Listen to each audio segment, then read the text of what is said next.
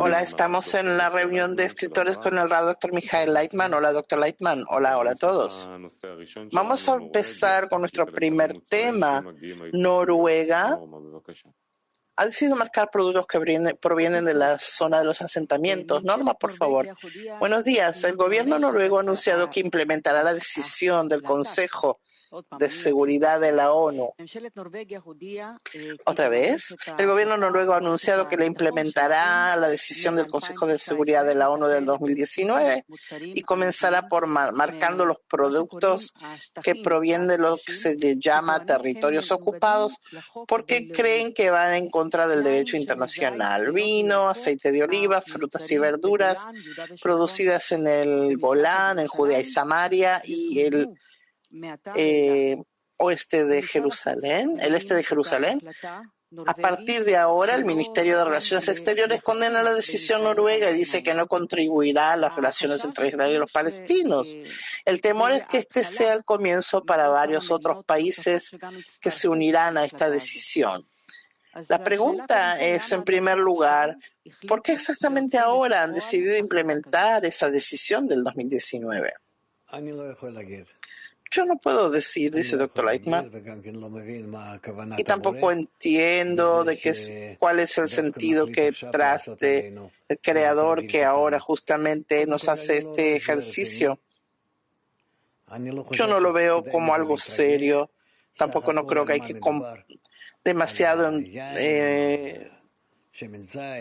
preocuparse que el vino, el aceite, son cosas que no son críticas si los noruegos no van a comprarlo.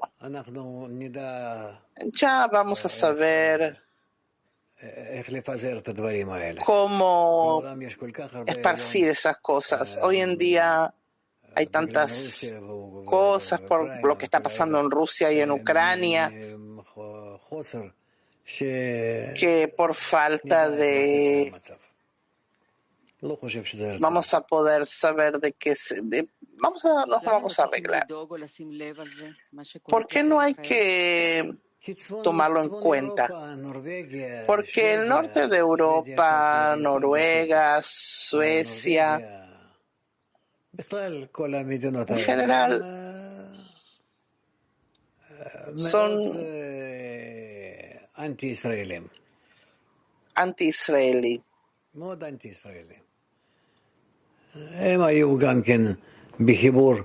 Ellos también estaban conectados con la Alemania nazi. Así es, eso es su carácter. Exactamente. Hoy en día, países como Dinamarca, Finlandia y Suecia marcan productos de los territorios. Entonces, ¿por qué los nórdicos tratan a Israel de manera tan llamativa? ¿Hay alguna raíz diferente en comparación con otros países? Sí. Eso de hace mucho tiempo todavía. ¿Qué raíz? Pregunta Norma. Tienen una raíz, incluso Finlandia, Noruega.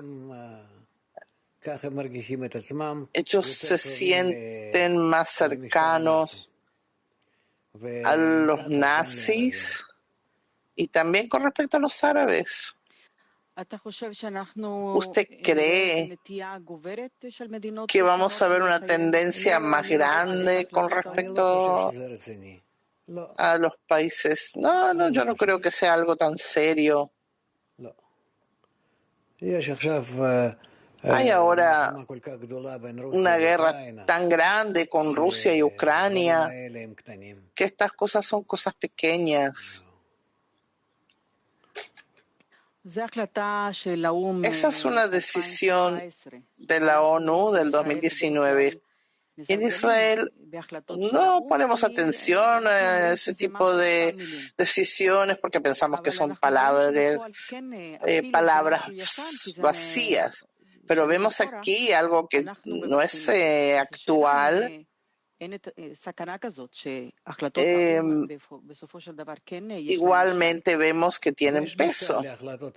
Sí, tienen peso las decisiones de la ONU y es importante que les pongamos atención y que hagamos una acción de conexión entre nosotros, una acción de conexión en el pueblo de Israel, aquí en Israel, y con eso neutralizar en forma activa las decisiones de la ONU, con la conexión más fuerte entre nosotros, más restringiéndonos y más condenando esas acciones a través de nuestra conexión. Y eso podríamos ver de que eso realmente caduca. Si no es tan importante, entonces ¿por qué Israel toma en cuenta todo esto? No, es importante, pero podemos anularlo con la condición de que sobre estas decisiones nos conectemos entre nosotros. Y este boicot contra Israel, ¿qué logra hacer que Israel no logra realizar?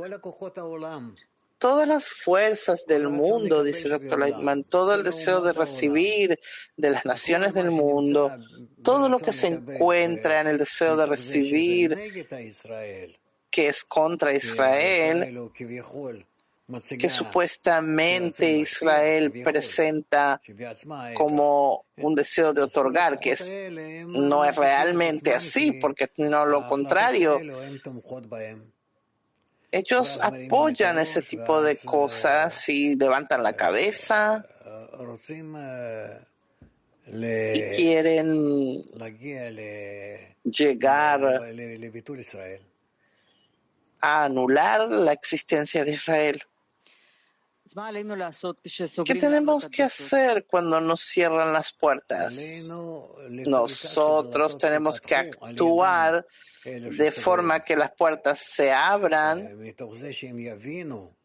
por los que las cerraron, al comprender que sin Israel no pueden existir y que el propósito de la creación es que todas las naciones del mundo se reúnan alrededor de Israel. Pero para eso nosotros tenemos que ser Israel y Yasharel. Nos cierran, dice Norma, porque sienten que somos más débiles, porque no nos necesitan. No somos necesarios en el mundo de la forma que existimos ahora. Entonces, ellos nos desdeñan y nos cierran. La pregunta es si hay una tendencia, si va a ser cada vez una tendencia más fuerte y más general si no trabajamos contra eso. O sea, si no nos conectamos y explicamos por qué necesitan a Israel y por qué nos odian, entonces, haciendo lo que hagamos, lo tenemos que hacer e implementar la sabiduría de la conexión que tiene Israel para dar al mundo. Norma, porque si no vamos a terminar metiéndonos a nosotros mismos. Yo no hablo de las aceitunas y las uvas, dice Dr. Lightman. Yo estoy hablando aquí de cosas globales especiales y no un poco de cultivos, digamos, que eso se pierda, por ejemplo. Dudi, gracias, Dudi. Usted dijo que si hacemos una acción de conexión podemos anular todas las decisiones contra Israel. ¿Qué es esa conexión entre nosotros que pueda neutralizar esas decisiones? La conexión entre nosotros no necesitamos ni a los suecos, ni a los noruegos, ni nadie. Nos basta hacer conexión entre nosotros y a partir de ahí llegar a una actitud positiva de parte de todo el mundo. Tú puedes decir, ¿cómo puede ser?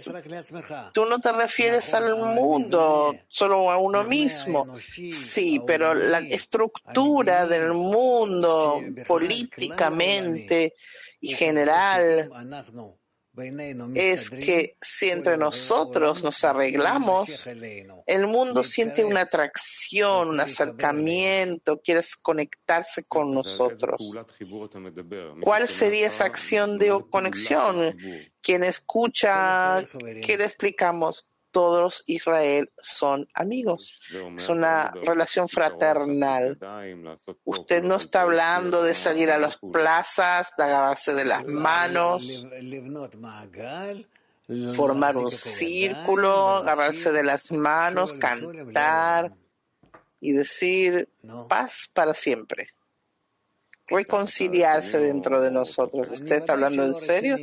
Claro que no estoy serio, lo que estoy diciendo no es eso, se trata de una ronda de amigos. Es una esencia de la acción que hay que hacer. Bueno, vamos a pasar a nuestro próximo tema. Miles de desempleados en la alta tecnología. Guy. Hola, doctor Leitman.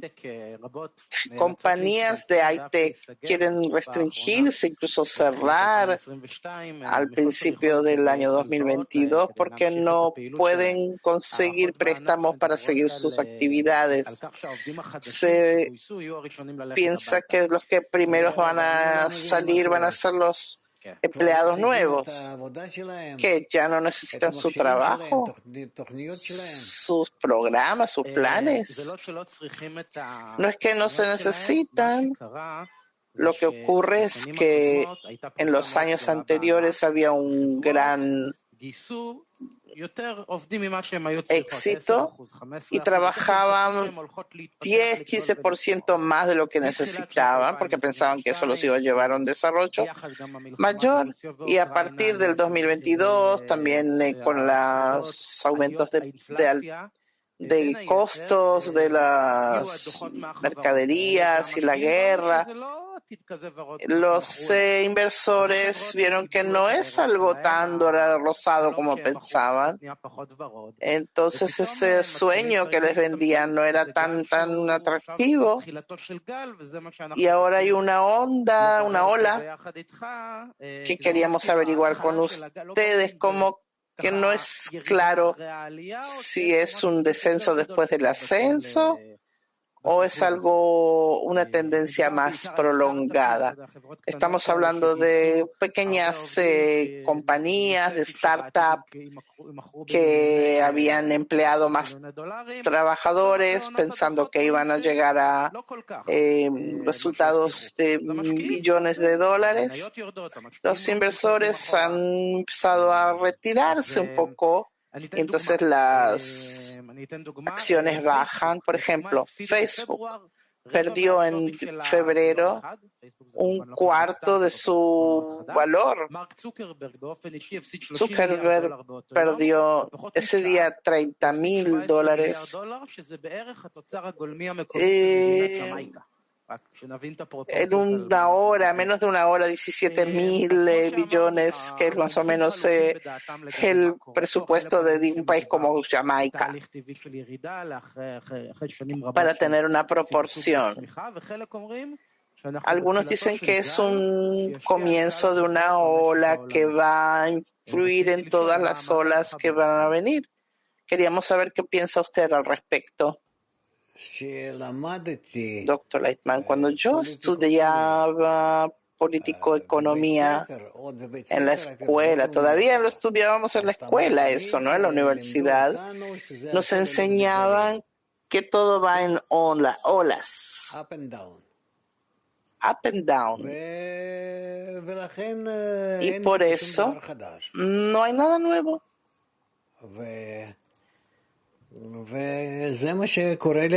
Eso es lo que pasa hasta el día de hoy. Y yo entiendo que no puede ser de otra manera. y aprendemos estas leyes, que los ascensos y los descensos van a continuar, no hay otra alternativa. Así es en todas las leyes de la naturaleza, incluyendo las del comercio. No verás en ningún sistema natural algo que continúa en forma lineal. Así es. No existe. Eso es muerte. Solo así en oscilación. Olas. Y de esa manera puede desarrollarse. Por eso el hecho de que ahora está pasando, qué tan grande el problema que Zuckerberg perdió 17 millones de dólares. Yo no creo que nos vamos a lamentar. Por mi parte, que pierda 10 veces más no le va a afectar. O sea, hay leyes, pero esas leyes no podemos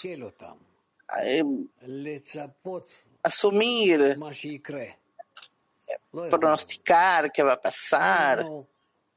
No tenemos aparatos que nos pueden dar una evaluación de lo que va a pasar en 10 años, 20 años, mucho menos de un mes o de tiempo corto. Guy, lo que hace títulos es que se trata de una rama que la cuarta parte de los impuestos que el Estado recibe proviene del ITEC. Es un motor de crecimiento importante. Todos se inflaron, dice el Dr. Lightman. Están dentro de una crema hasta por encima de la cabeza y basta.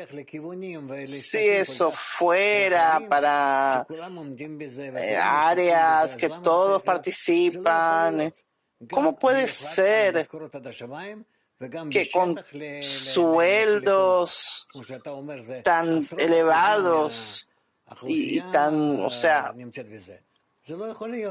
no puede ser que es algo enfermizo, temporario, efímero, y eso tiene que ser así, pero no como pensábamos nosotros en la política economía,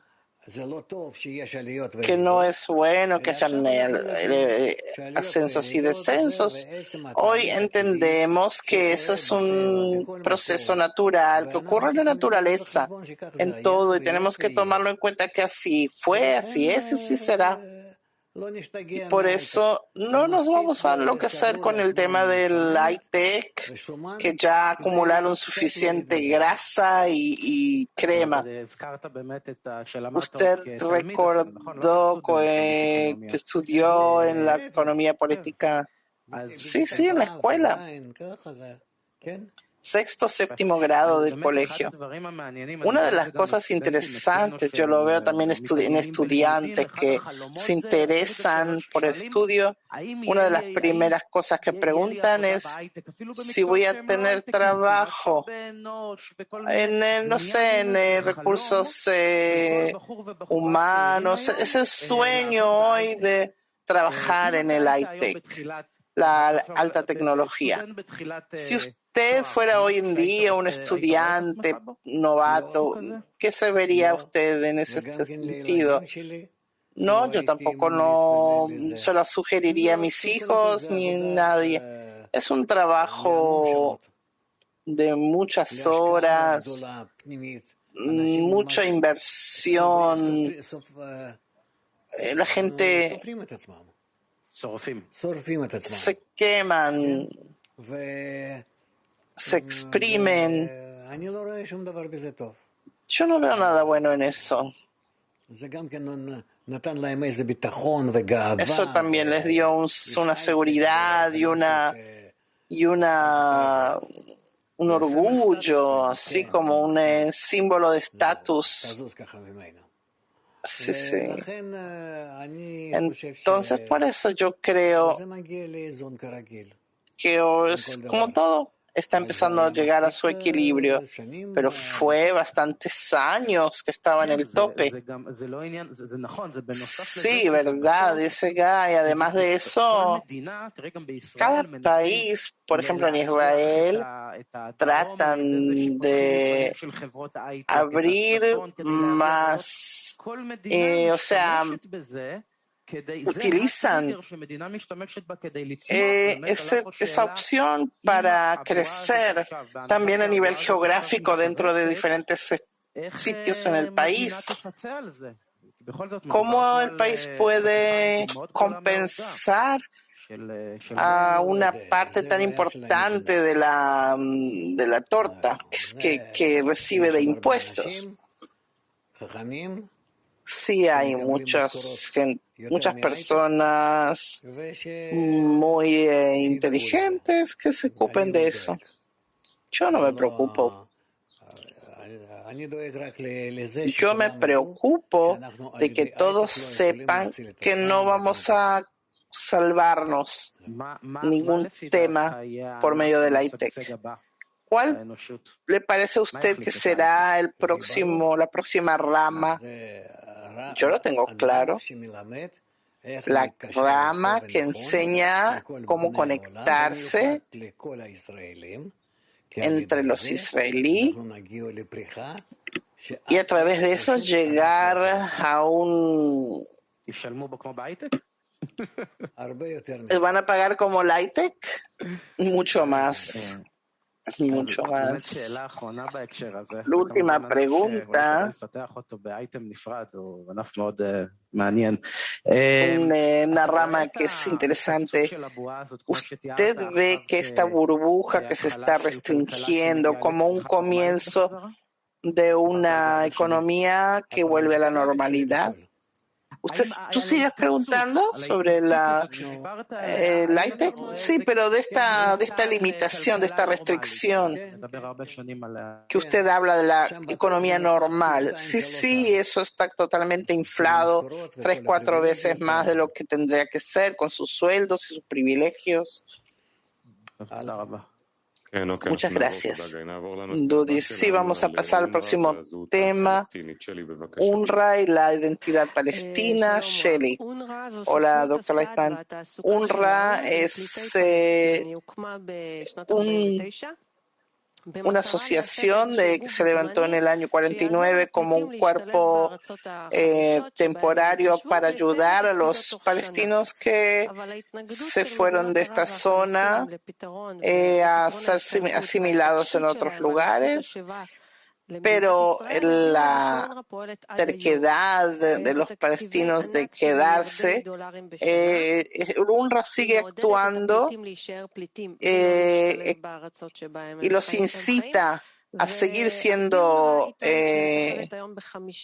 refugiados y no avanzar hacia otras opciones. Estamos hablando de unas 20.000 personas que salieron del territorio de Israel 73 años después. ¿Es leable que haya un grupo así?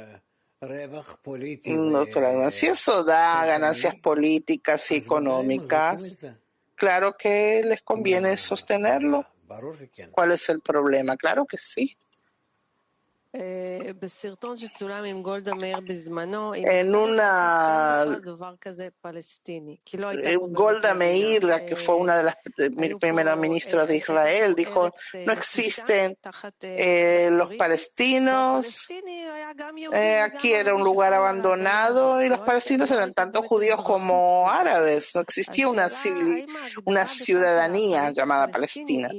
Entonces la pregunta es si esa identidad de Palestina es algo efectivo, doctor Landman. Mientras lo puedan usar a nivel político, entonces existe, no se puede hacer nada. y entonces tampoco no se puede hacer nada sino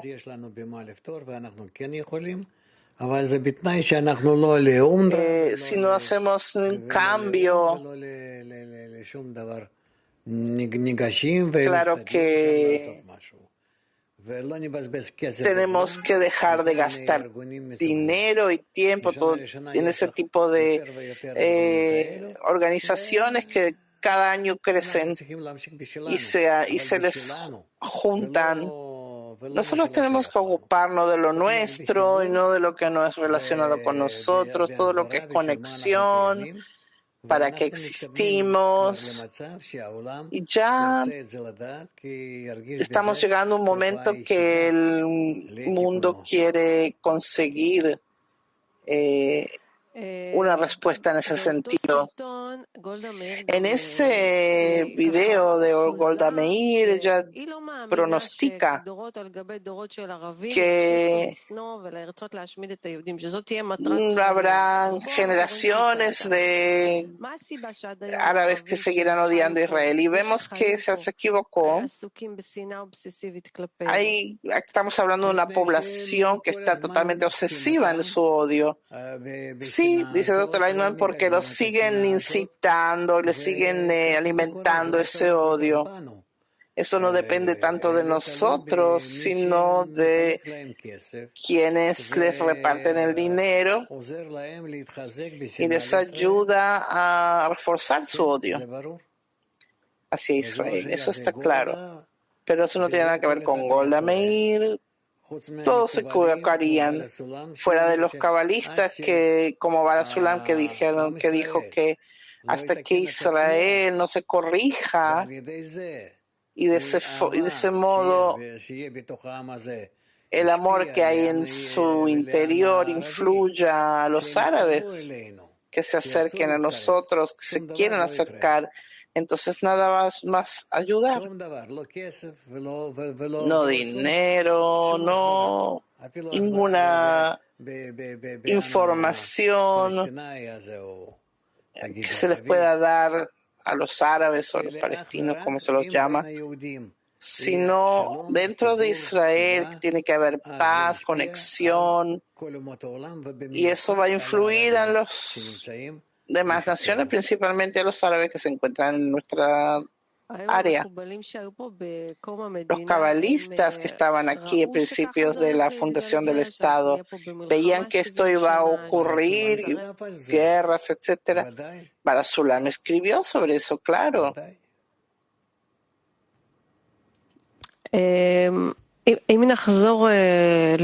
Volviendo al asunto de la educación, esa organización que se llama como que rehabilita a los refugiados, en realidad con su dinero costea actividades de Hamas y de terror, de actividades contra Israel.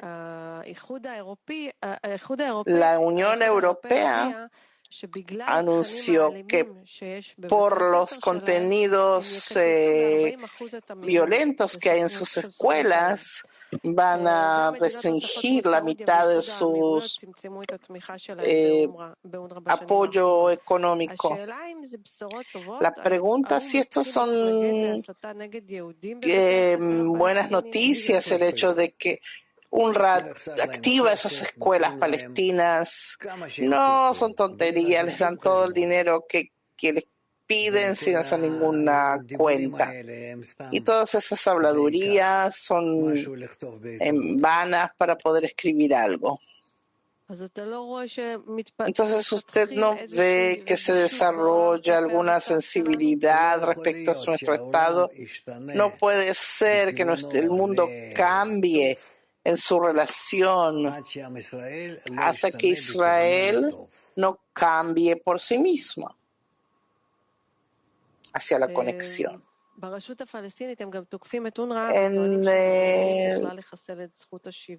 Los palestinos atacan a UNRWA y dicen que ellos están en contra de su deseo de regresar al territorio de Israel. Esas son cosas entre ellos, de cómo se reparten el dinero y los puestos y no más que eso. Ellos ya se hicieron, ellos entienden dónde pueden abrir más el grifo, nadie se los va a cerrar. Y van a hacer todo tipo de manifestaciones, incluso pequeñas guerras, para poder despertar el asunto y exprimir unos cuantos billones de dólares más. Cuando Barak Sulam escribió el periódico Aumá, La Nación, vio que había un 50% de posibilidad de que nos pudiéramos conectar o que no podíamos hacerlo siquiera ni un poco. ¿Qué puede abrir esa situación en Israel? Israel puede solucionarlo por sí misma, pero ¿cómo se puede abrir a esa conexión de no ser como dice Barak Sulam, un costal de nueces? Sí, no sé responder a esto. Hablamos a ellos, en definitiva. Habla como tiene que ser, entonces puede ser que escuchen. ¿Cómo de un costal de nueces puede este pueblo entender ese peligro que le rodea y cómo puede romperse esa cáscara dura? No sé, pagarle a los árabes para que les den golpes. Ellos ya nos dan. Ya da miedo dar vueltas por la calle. No, eso no es suficiente. En Rusia, los sionistas, antes de que se fundara el Estado de Israel, los sionistas en silencio pasaban dinero a los antisemitas para que hagan todo tipo de acciones para despertar a los judíos que dejen Rusia y vengan a construir aquí el Estado de Israel. Así funciona.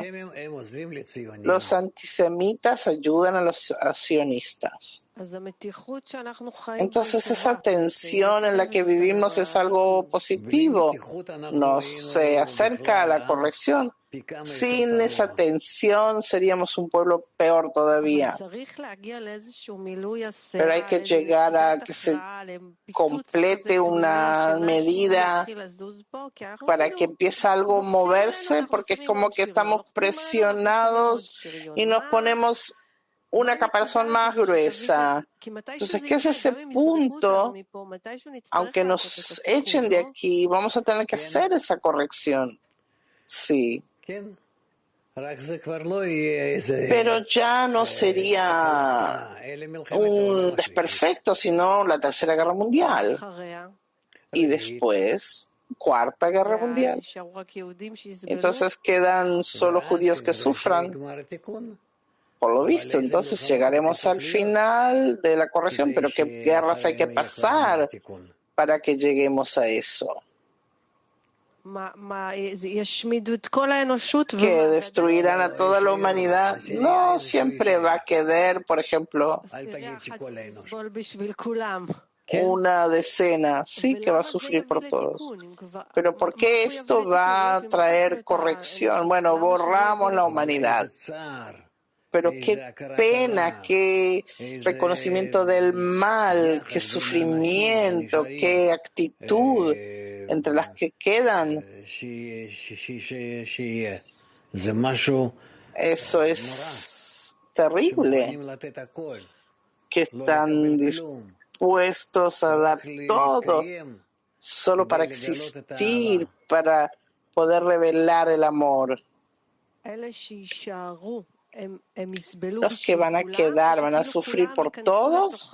¿O todos van a sufrir? Como es lo mismo. Es lo mismo lo que acabas de decir. Van a sufrir por todos y todos van a entrar en ellos y van a conectar el sufrimiento total. Es como que ahora el Creador nos dio la oportunidad de repartir el sufrimiento entre todos.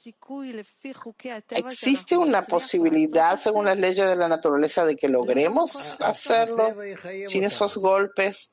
La naturaleza nos va a obligar, pero ¿en qué estado vamos a estar? Que la naturaleza tenga que exigirnos con mano dura o con mano blanda. ¿Cuán opuestos estamos de entender el fin de la corrección y el propósito de la creación y el estado final de la creación?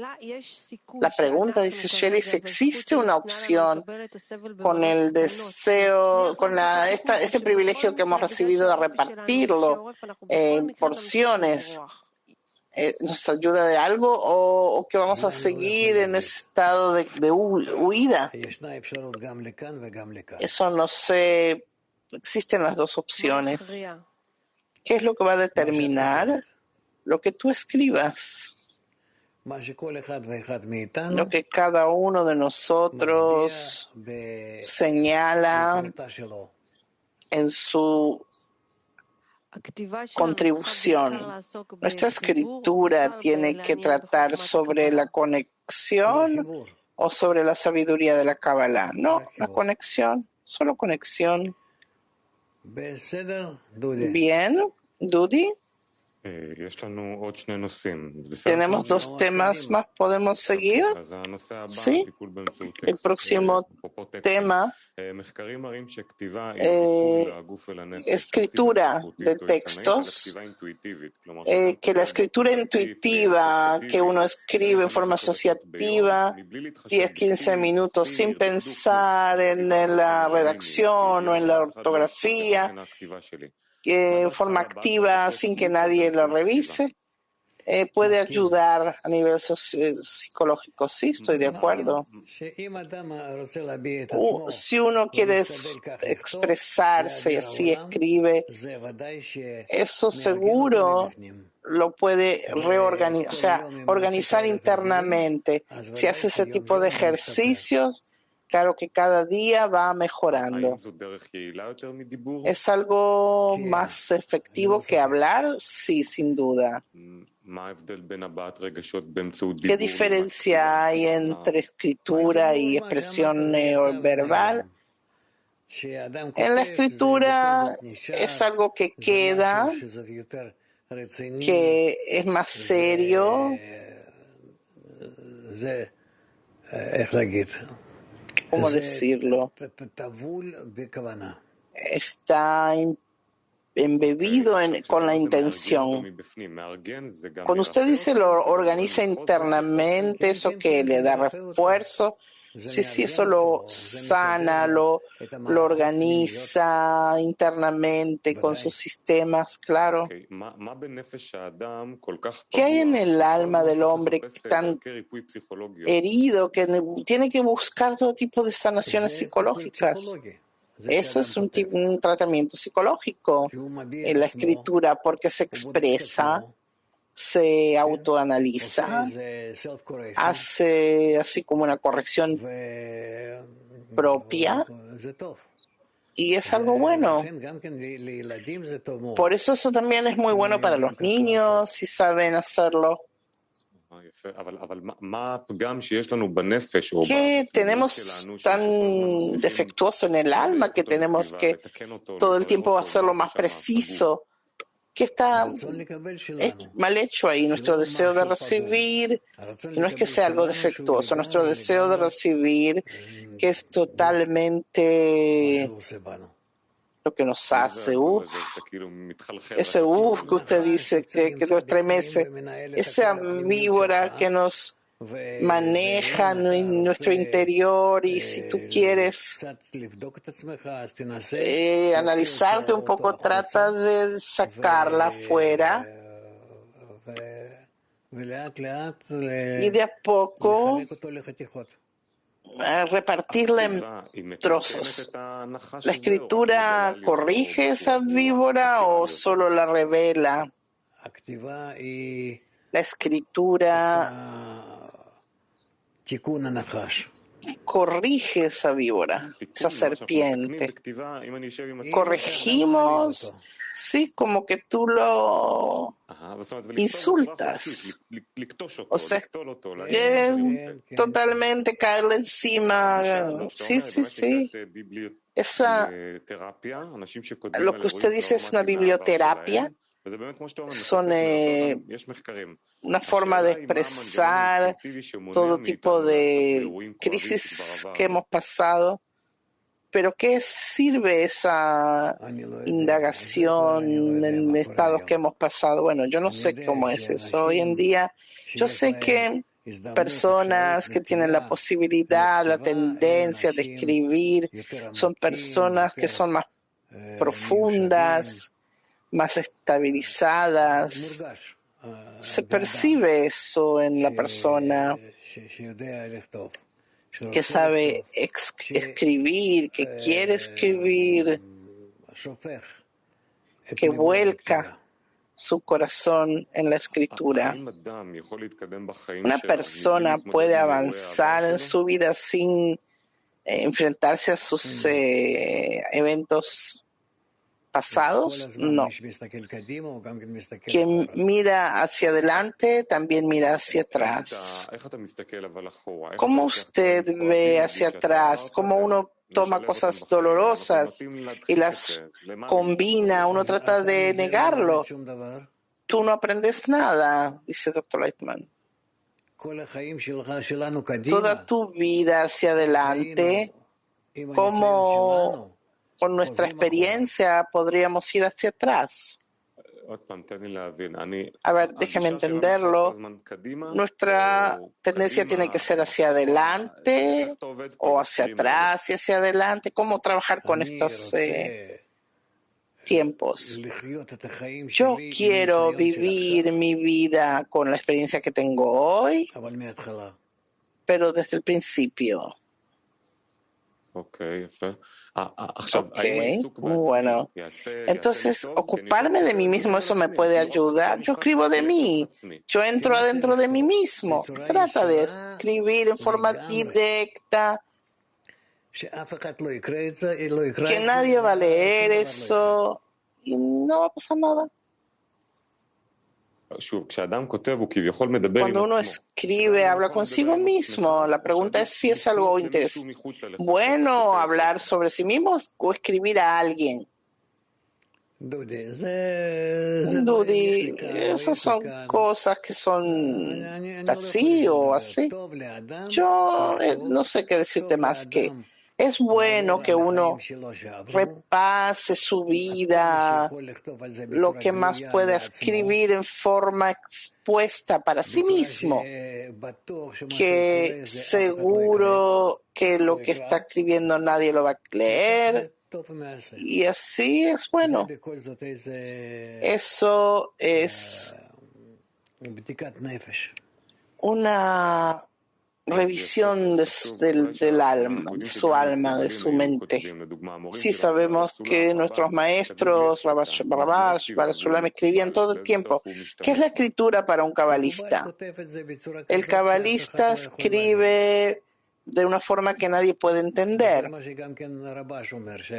Eso es lo que dice Rabash, que Barasulam escribió todo tipo de palabras que nadie sabe a qué se refería. Y ya. No queda claro. Un cabalista escribe para llevar a la humanidad a la corrección. No. Tú agregas cosas que yo no dije. Su propósito es llevar al mundo a la corrección. Él escribe para sí mismo. Utiliza todo tipo de palabras que no son conocidas. Y listo. Escritos, artículos de Barasulam. Yo no hablo de esos artículos. Bueno, cerremos este tema. No, bueno,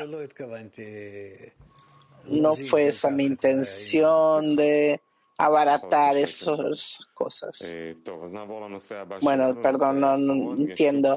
El último tema, Jaime.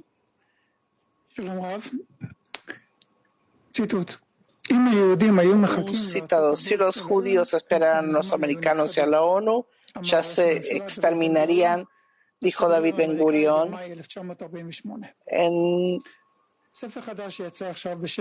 un libro que se llama El momento de Israel, un libro americano.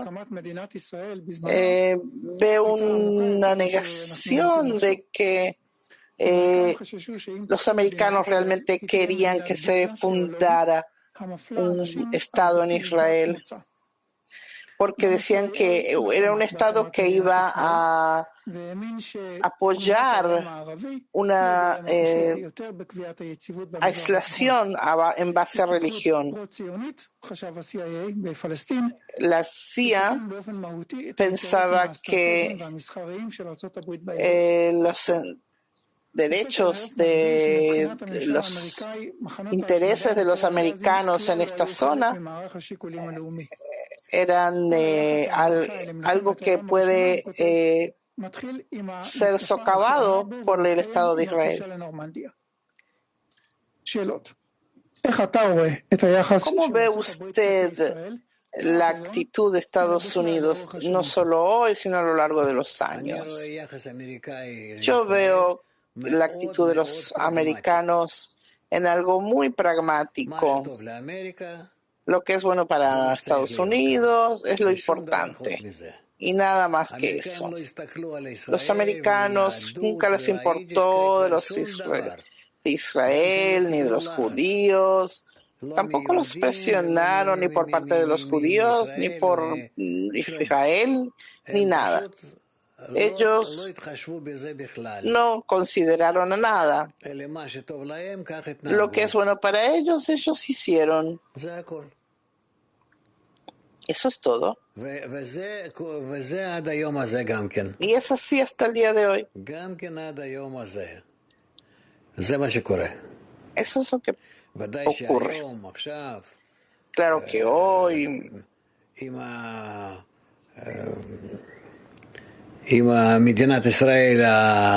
con el Estado de Israel, que tiene también armamento atómico, una pequeña un pequeño imperio en el nivel de high-tech. Entonces por eso se le considera, pero ¿cómo se considera un factor ajeno? No hay relaciones especiales entre Estados Unidos e Israel. No. ¿Cómo se formó en los israelíes la sensación de que Estados Unidos es nuestra gran amiga? Porque eso les conviene a que la población así lo vea y los rusos lo vean así, porque hay quien lo toma en cuenta. Los judíos, las naciones del mundo, pero en realidad no hay nada ahí. De momento que no nos necesiten, nos darán una patada y nos enviarán para otro lado. Este libro rompe el mito de que Estados Unidos siempre fue la amiga de Israel. Claro que todos son intereses. ¿Usted cree que esta posibilidad de que Estados Unidos puedan llegar a patear a los israelíes? No, yo no creo que es algo nuevo. Hay que ver estas cosas en forma simple, directa, diplomática quizás, pero no hay nada de nuevo ahí. En el servicio diplomático de Estados Unidos ven como Israel como un peligro de sus intereses en la zona. En principio hablaban de dividir el territorio y temían de que su parte judía sea algo teológico, teocrático, algo oscuro. ¿Usted cree que aquí hay un antisemitismo construido? Sí. Pero el antisemitismo no se puede eliminar. ¿Por qué pensamos que no hay antisemitismo en Estados Unidos? Siempre escuchamos de esto. Los judíos son sentimentales, necios, limitados, creen que hay alguien que desde un principio los puede ver como algo bueno, porque sufrieron durante generaciones. Entonces, cada sonrisa o cada media sonrisa que una nación nos envía, ya pensamos que nos podemos abrazar con ellos y no sé qué. Pero es claro que esto proviene de un gran sufrimiento de miles de años, que quieren estar de alguna manera cercanos, enamorados con alguna nación del mundo. Pero la persona más sentimental y necia, dice Jaime, va a entender después de miles de años que el proceso siempre es así, nos sonríen en principio, nos aceptan y luego nos patean. Y eso se repite una y otra vez. Porque Israel no aprende. Porque los judíos no aprenden. Es el carácter general del judío, que no aprenden. No me preguntes por qué. Es así su carácter. No se pregunta por el carácter. Ok. ¿Ve usted algún lugar en el que Estados Unidos deje de ser amiga de los judíos? Que haya algún indicador que señale de que se invierte. Si Dios quiere, dice el doctor Leitman. ¿Cómo sabemos? Lo vas a ver en los resultados. La pregunta es si se puede ver antes de los resultados. No te ayudará de nada, dice el doctor Leitman. ¿Qué tiene que ver? Si Dios quiere, va a estar a nuestro favor, y si no, a nuestra contra. Es lo que quiere el Creador. Y su deseo depende de algo, de él mismo. Nosotros podemos, a través de la conexión entre nosotros, a pesar de los temores de los americanos cuando se fundó el Estado de Israel, entre 1947, mayo, hasta el final de la guerra en el 49. En esa época los dos grupos, los americanos y los soviéticos, estaban recién en principios de la Guerra Fría. Aceptaron, por bien o por mal, que se fundara el Estado. Ese periodo de la fundación del Estado de Israel o la Guerra de la Independencia fue una oportunidad para Israel de cumplir su función espiritual. No, la verdad que yo de un principio no me fijo en estas preguntas porque yo no lo aplico a tiempos, sino solamente al deseo superior. No entiendo, dice Jaime. ¿Qué es lo que usted atribuye al deseo superior? La fundación del Estado de Israel. No, eso está claro, dice Jaime, pero la pregunta es si ese periodo en que los dos grupos fuertes del mundo aceptaron que se fundara el Estado fue una oportunidad. Te estoy diciendo que no es una cuestión de oportunidad y no dos grupos, sino el deseo del creador, que fue el que se representó. Si nuestra función espiritual es algo que depende de alguien, no solo de nosotros, está escrito en todas partes.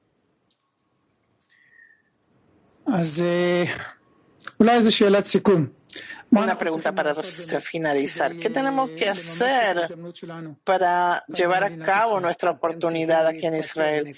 Tienen que deshacerse de todas las tonterías que tienen en la cabeza, que hoy escucho de cada uno de ustedes, que se hacen marxistas, idealistas o financistas.